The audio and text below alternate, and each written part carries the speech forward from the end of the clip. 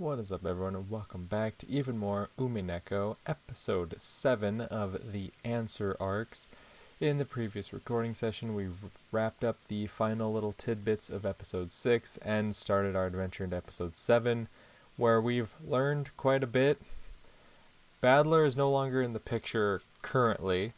Alright, the episode's far from over, so who knows what's going to happen, but apparently right now our protagonist is this man, Will, who is a former or a soon-to-be retired witch hunter, I think is his title, who in the past he was known for being very violent and torturous with witches, but now he's grown kinder for whatever reason. I'm sure we'll figure that all eventually. This is all part of, like, there's something going on between Byrne and Featherine, that's her name. Apparently, we learned that Featherine was Burncastle's former, master or mentor. One of the two, maybe both, I don't know. And that this whole scenario is something between those two. We're confined to the chapel. Everything's taking place here in this chapel. We're confined here. No one can leave until we've solved the mystery of who Beatrice really is. We're introduced to this person, Leon, whose gender is unknown, which is perfectly fine. Adds to the mystery. I like it, but they're a piece on the board. Apparently, their position is as they've taken the spot of Krausenazi's first child over Jessica for whatever reason. I don't know. I'm sure we'll get answers at some point, hopefully. We learned about the original Beatrice. We learned about the Beatrice that was the child of Beatrice, who was also named Beatrice, which is the one that Rosa accidentally killed. We've learned a lot of things. We've gotten mainly a lot of what the last recording session was Kinzo's backstory. That's what took up like a huge chunk of it, right? Was Kinzo's backstory, how he met Beatrice, and how they got to where they are now. And then after that, Will came and talked to the cousins. I don't remember if we learned anything from the cousins here or not, but apparently he's still talking to them, and that's where we're picking up at. So anyway, let's jump into it, shall we? Jessica and George. Guess I'll hear their stories next. Right, he talked to Maria. That was the thing. He came over because he's like, oh, Maria's definitely going to know about witches and whatnot, right? I should definitely talk to her. That's right, he talked to Maria. I'll be honest, I don't remember a whole lot of what Maria said. It's not, immediately hitting me in the brain here, but yes, I do remember that. He talked to Maria, and now he's like, okay, now let me talk to the rest of the cousins. Compared to Maria, the anti-magic toxin is very strong in these two. At least at the beginning of the other games, it didn't acknowledge Beatrice. Maria showed me the point of view of one who believes. Now to hear from those who don't.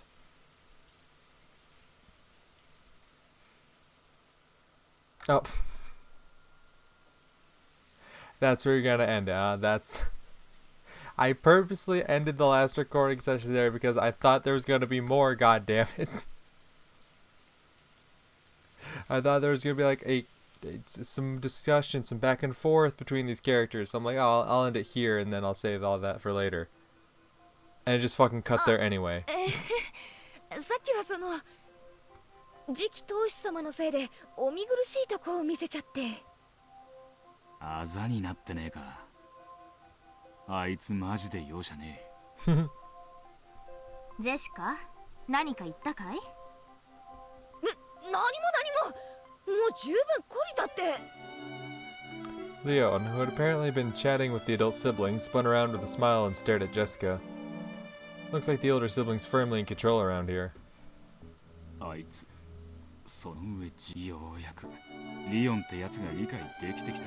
そう昔から妙に勘が良くって、その上ほら大人受けが妙にいいし、私は家でも学校でも比べられてる。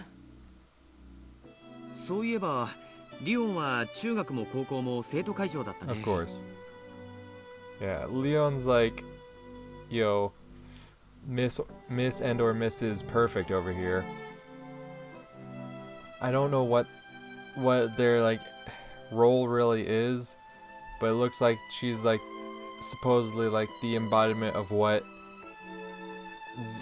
Jessica's parents wanted her to be instead of who she is. バドミントンの部長もやってたよね。 Of course. Because she can't just be smart, she has to be athletic as well. She's got to be perfect. Or he, like, I don't know. Leon's giving off them vibes, it's like, I don't know for sure. Like at first, when you first see them, you think she, right? But then you spend all the time, you hear the way they talk, you see the way they act, and you're thinking, could be he. Maybe it's neither. It doesn't really matter. 行く先々でリオンと比較されてひでえ目にあったというわけだ。私は中学に入って行ったその時はもう副会長やってた。And the fact that 来年は生徒会長になる気だろう。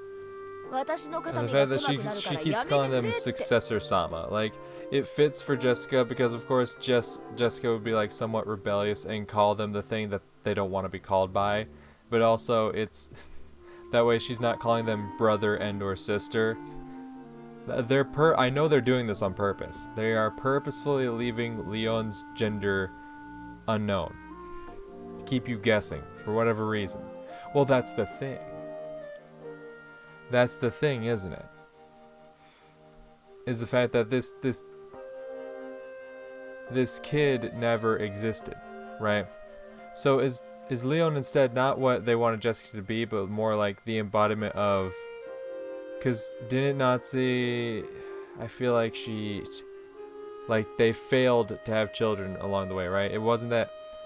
Did she just fail to get pregnant, or did she have like a miscarriage or a stillbirth at some point? I get the feeling that happened at some point, right? That there was that potentially might have happened. It wasn't just that she failed to get pregnant for so long before Jessica, that there was actually like times where she did and it didn't happen. Maybe that's just me trying to fill in blanks here that never got filled in. I don't know. Because if so, well, no. Because if you get to the point where it's being miscarried or it's a stillbirth, then you'd know the gender by then. So yeah, it's more so. Yeah, the gender's left kind of unknown because this perfect kid never came to be. So they were never born, they were never conceived. So obviously no one ever knew whether it would have been a male or female or other what have you. でも翌年にちゃっか So り it does 立 make 候補して sense. 当選しちゃいやがった。高校でもそう。今度こそやめてくれって言ったのに、その時点でもまた3年になるのと同時に会長になりやがった。父さんはちやほやちや、母さんはあなたも妹として恥ずかしくないよ頑張りなさいってチクチクチクチク。でもそんなリオンの妹であることを誇りにも思ってるんでしょ。別にそんなこと思ったことはねえぜ。ああねえぜ。全然ねえぜ。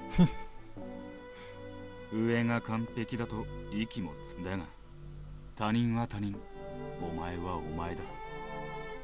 Yeah, let 何 them know も萎 Will. 縮することはない。 Let them know お前の Will. したいように精一杯好きにしたらいい。I like that one. もちろん。 I like Will. でも母さんたちは後ろ宮リオンの妹として恥ずかしくないよ後を引き継げってうるさい。生徒会に入れだのバドミントンやれだの。軽音楽はやっていないのか。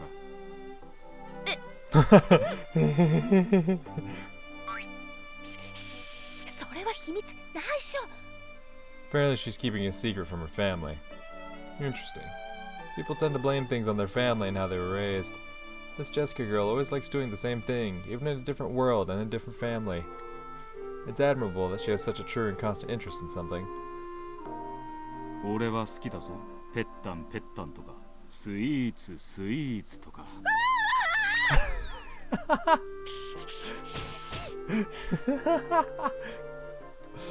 Nothing wrong with the extraordinarily accomplished sort like Leon, but kids who act their age do have their charms. そういう God, I 生 love き方 that が face. 一番だ。謳歌しろ、青春を。そりゃどうもありがとう。 Apparently no one had ever told Jessica that they approved of how she lived, and the direct way Will had put it made her turn red, hang her head in embarrassment. 今度はお前たちに話が聞きたい。さっきマリアちゃんとしていた？そうだ、ベアトリーチェについて知っていることを聞きたい。マリアちゃんはオカルトや魔女のことが彼女にとってベアトリーチェはアニメのヒロインと同じ憧れの存在なんだよ。何か些細なことがあるたびにそれを魔女の魔法によるいたずらだと信じてる。お前は大人だな。そしてそうは思ってもマリアには絶対に。当然さ。子供の夢は子供の時にしか見られない。その貴重な経験を尊重するのが大人の仕事だと思ってるよ。お前とは話が合いそうだ。George's position was that Beatrice was nothing more than a fairy tale. However, that phrase, respecting a child's dreams, is the adult thing to do. It might be worthy of further scrutiny. When she got candy from Beatrice by magic, Maria probably got excited and told George and the others. Then the adults followed his lead and actively supported that story as adults should.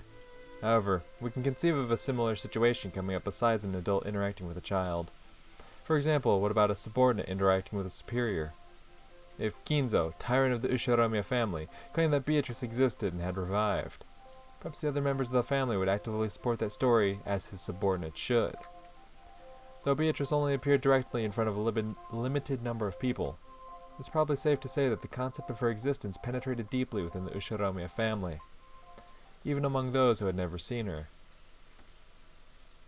However, no matter how deeply that concept penetrated, she was only viewed as a sort of fairy tale character. It would be necessary to transform the concept of that character from an imaginary fairy tale into reality. So, a person attempting to do this would need to perform acts that no one could explain without magic. These acts were the witch incidents, starting with the window opening pranks played by Beato the Elder, and ending with the closed room murders. Beato the Elder talked about this, saying that the anti-magic power filling the mansion would be weakened bit by bit the more she made her existence known. Beatrice, why were you willing to go so far to make everyone besides you accept your existence? Because that fiction will become the truth if everyone acknowledge it. Because at that moment, the being called Beatrice will be acknowledged and will become human. In that case, till Beatrice is acknowledged by all people, she's less than human. She's furniture. Interesting. Why would furniture want to become human? Okay.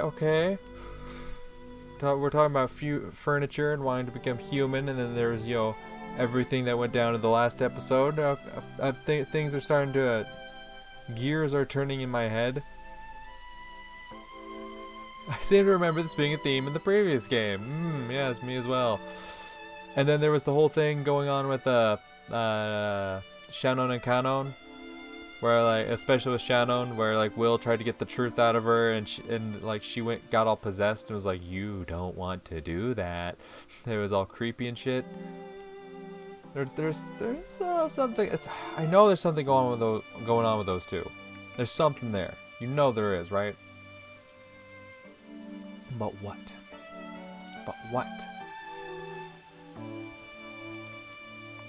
It's because they want to gain a right.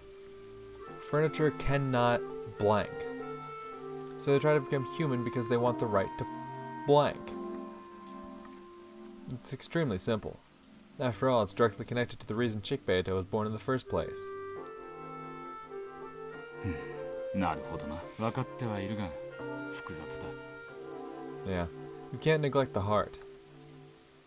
ベアトリーチェの葬儀に参加しておいて、僕も説明できるほどベアトリーチェという人物のことに詳しく申し訳ない。その話はここに住んでるジェシカちゃんの方が。そういえばジェシカちゃん、こちらの方を紹介したっけ？いや、実はまだお客様がいらっしゃるってのに、尻ばっかつねるどっかの誰かのせいできちんと挨拶もできなかったぜ。A bit late, Jessica looked embarrassed for acting rudely in front of an unfamiliar guest. She cleared her throat and made a beautiful bow that didn't fit well with her normal attitude. She even lifted the corners of her skirt in a curtsy. ジェシカと申します。本日は後宮家へようこそ。いや、そのお日柄もよく、ウィラードだ。ウィルと呼べ。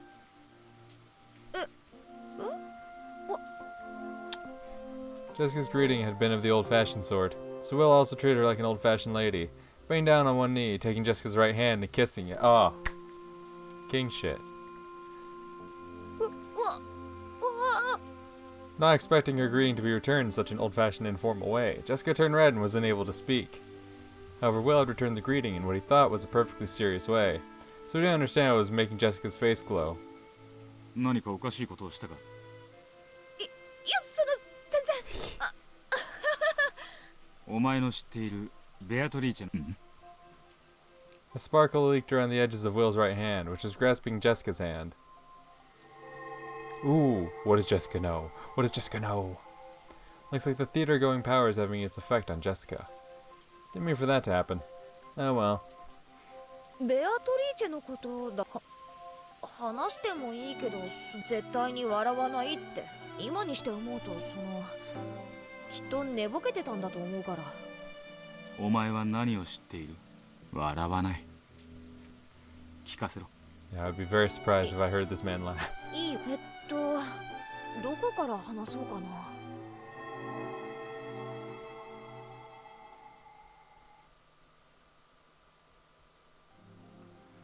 To me, the Golden Witch Beatrice is sort of like one of the 7 mysteries of the Ishirame family. The what mysteries? 7? Huh? Interesting number there. You've heard of those, right? Oh, have I? Almost all schools have a set of tall tales or ghost stories that get passed down. Like, on some days, the piano in the music room will start playing by itself, or the skeleton in the science room dances around at night. Everyone's heard of them. But of course, that doesn't mean they believe in them. The stories about Beatrice were the same. It was just one of those strange tales about our way too big mansion. The servants would sometimes talk about seeing things during their night patrols.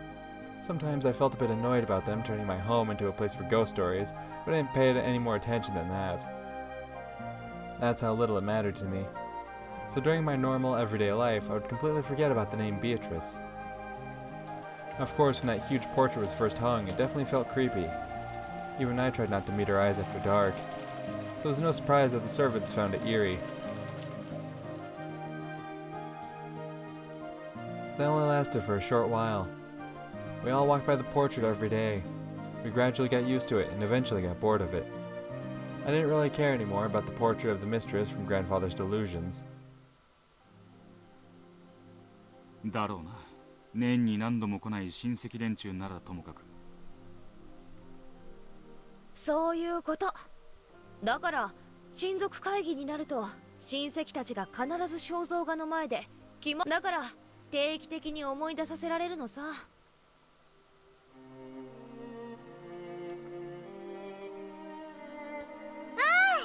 ベアトリーチェ、また新しい魔法を書いたの。後で見てね。マリアちゃんは本当にベアトリーチェが好きだな。おじい様が肖像画を掲げて以来大喜びみたいだ。あれ、エンジェは？キリエおばさんと薬を飲みに戻ったよ。エンジェは本当にバートラとは大違いだぜ。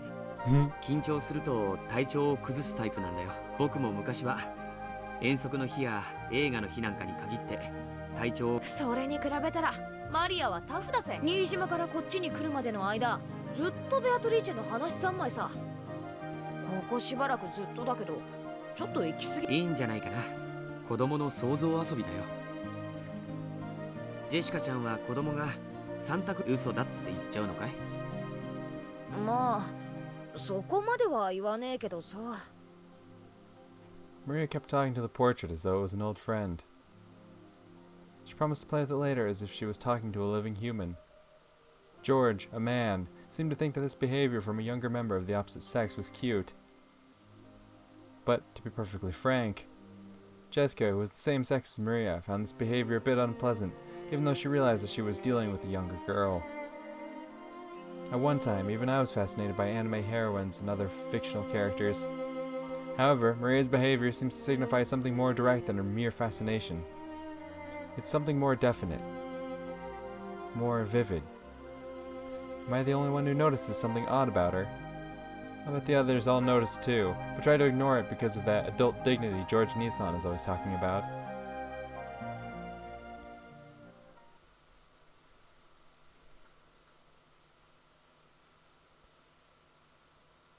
申し訳ないね、諸君。当主様は高尚な研究で大変お忙しい。昼は書斎で取られると仰せだ。Until a second ago, Kinzo's children had been complaining that eating lunch with their father would give them indigestion. Now that they knew he wasn't coming, they started grumbling about how he should at least spare the time to come down during the annual family conferences. それでは皆様、ランチを始めさせていただき、遠方よりお集まりの皆様をおもてなしできるよう、この腕によりをかけてご用意させていただきました。No one's stomach would fail to rumble after hearing that from the great chef Goda. By the time the splendid dishes were laid out, everyone had stopped talking about Kinzo's absence. It was now Angie's absence that was being discussed. Apparently her stomachache had gotten so bad that both she and Kirie couldn't make it to lunch. かわいそうに、ゴーダ。後でキリエさんに相談して、おかゆのようなものを用意するように。ああ、気を利かせ本当にすまねえな。どうも緊張に弱い子みたいでな。Seems you can't handle much stress. Oh, just wait till she gets older, Rudolph. 幼いうちはそんなもんや。Ah, fucking nose itches, son of a bitch. Always when I'm recording it.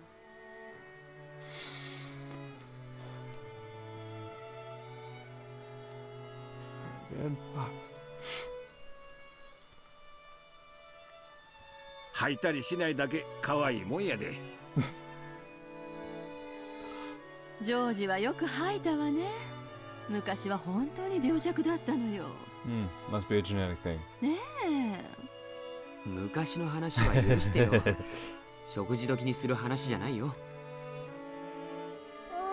エンジェこんな美味しいご飯なのに食べられない？かわいそうにな。元気になったらその分いっぱい遊んであげようぜ。ダメ。マリアとは遊べない。なんだよ。どうして？だってマリアはベアトリーチェと遊ぶんだもん。だからエンジェとは遊べない。ベアトリーチェと遊ぶ。またどっかに一人で行ってぶつくさ独り言言いながら本を読んでるだけだろ。Jessica slightly regretted that she hadn't been more tactful. However, she couldn't wipe away that uncomfortable feeling she got every time Maria talked about Beatrice. And that feeling slipped out through her words. 一人じゃないよ。ベアとも一緒だもん。Maria may be young, but she does know how to read a person's tone. She immediately burst out in anger, drawing the attention of everyone in the room. Normally, Rosa would have stopped her at this point. However, she happened to have gone to the bathroom at that moment. So there was no one to calm Maria down. ジェシカはかわいそうだね。毒素の塊だもの。